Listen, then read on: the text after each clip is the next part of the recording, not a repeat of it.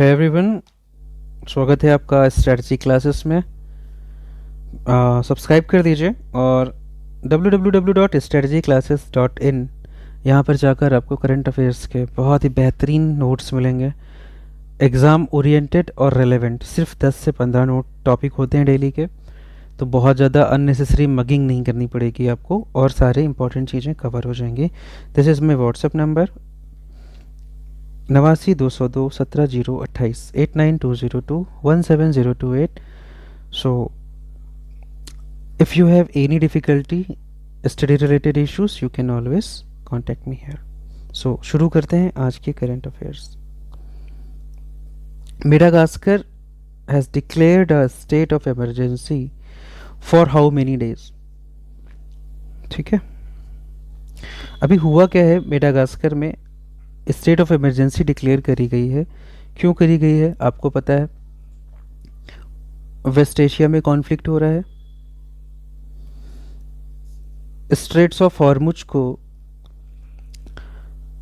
Iran ने block कर रखा है। हालांकि कल की न्यूज़ के हिसाब से तो अभी ये खुल गया है, बट स्टिल वहाँ पे प्रॉब्लम हो गया है मेडागास्कर में। तो मेडागास्कर ने अपने ऊर्जा आपातकाल को के लिए 15 दिनों का एक आपातकाल घोषित किया है। इसमें कोई डाउट नहीं होना चाहिए किसी को। अच्छा, मुझे आप कमेंट बॉक्स में ये कमेंट करके बताओ कि ये किस ओशन में पड़ता है। Right, it is part of Indian ocean, Madagascar is part of Indian ocean और पैसिफिक ओशन। किस ओशन का पार्ट बनता है? एग्ज़ाम में आपको ये पता होना बहुत ज़रूरी है कि कौन सा आइलैंड किस ओशन में आता है। मेडागास्कर कंट्री है बट काइंड ऑफ आइलैंड ही है। राइट, साउथ अफ्रीका के पास अगर आप देखोगे मोजाम्बिक से राइट साइड में ये पड़ता है। It is part of Indian ocean.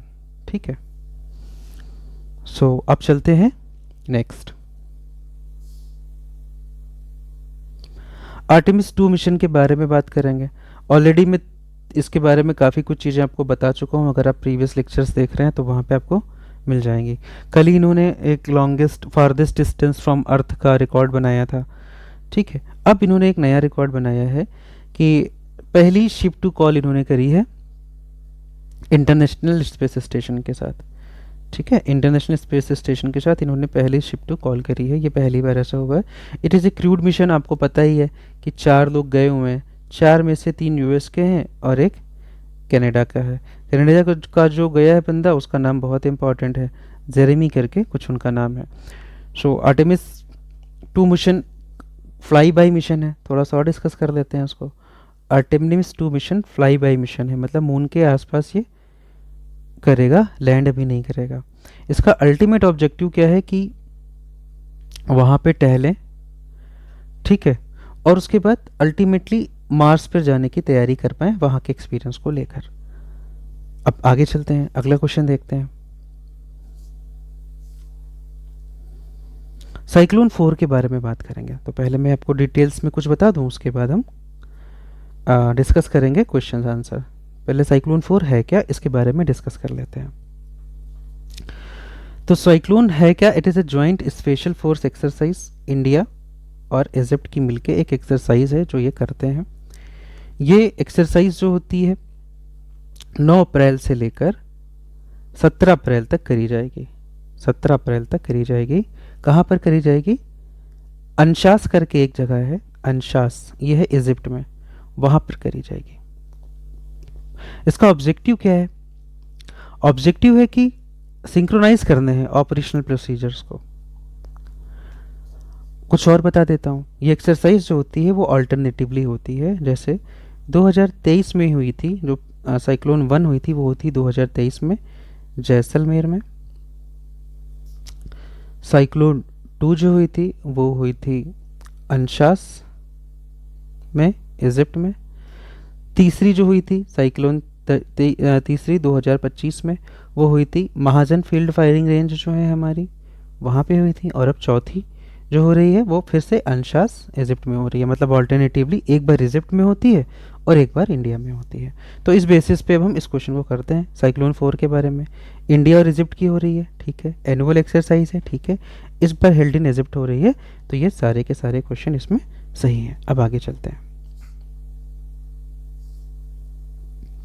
Cyclone 4 focuses on naval warfare always see, अभी साइक्लोन नाम से ही आप देख लो, तो उसका करेक्ट आंसर क्या हो जाएगा, नेवल वॉरफेयर।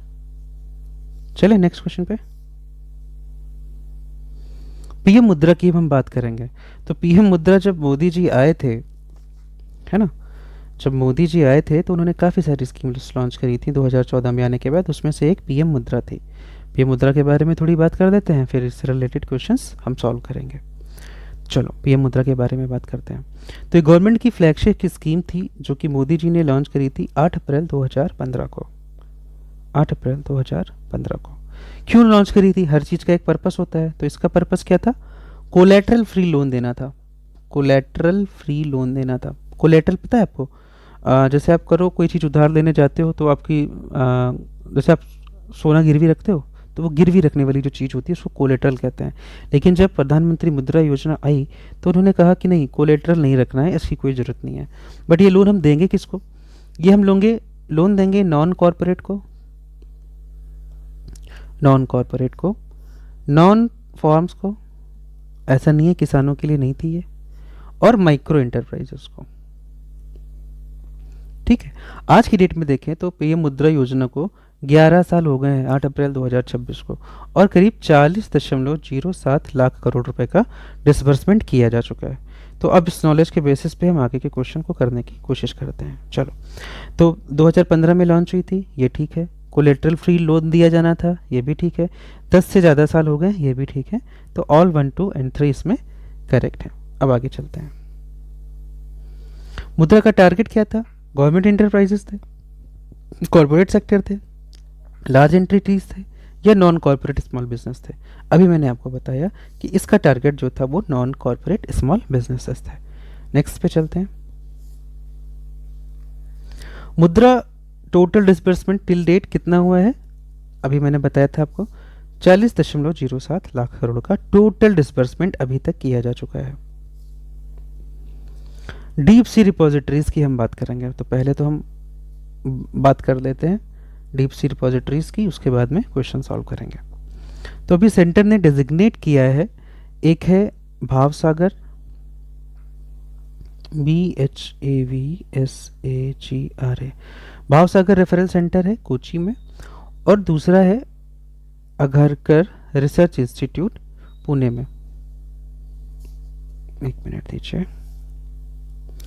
ठीक है, भावसागर रिसर्च इंस्टीट्यूट है और एक है अघरकर इंस्टीट्यूट जो पुणे में है।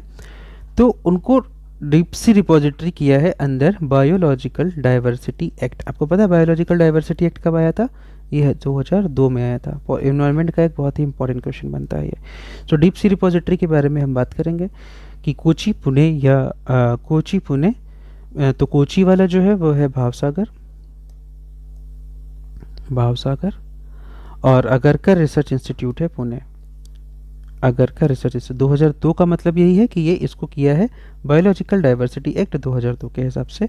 तो इसका आंसर हो जाएगा सी, सारे सही है। नेशनल रिपोजिटरी आपकी CMLRE कोची में है, इसका आंसर है बी। साइक्लोन 4 कहाँ पे किया जाएगा? ये अभी हमने लास्ट जब साइक्लोन 4 के बारे में डिटेल डिस्कशन किया था तो हमने देखा था ये अंशास इजिप्ट में किया जाएगा। So thanks for watching, this is all for the day. अच्छा लगा होगा तो दोस्तों के साथ ज़रूर शेयर करिएगा। Whatever your challenges are let me know, so हम उसको और करने की कोशिश करेंगे। और अगर किसी टॉपिक पे आप डिस्कशन चाहते हैं, you want discussions on topics like GS, polity and all, तो वो सारी चीज़ें भी हम करेंगे। अंत तक बने रहने के लिए आपका धन्यवाद। Ta ta, bye bye.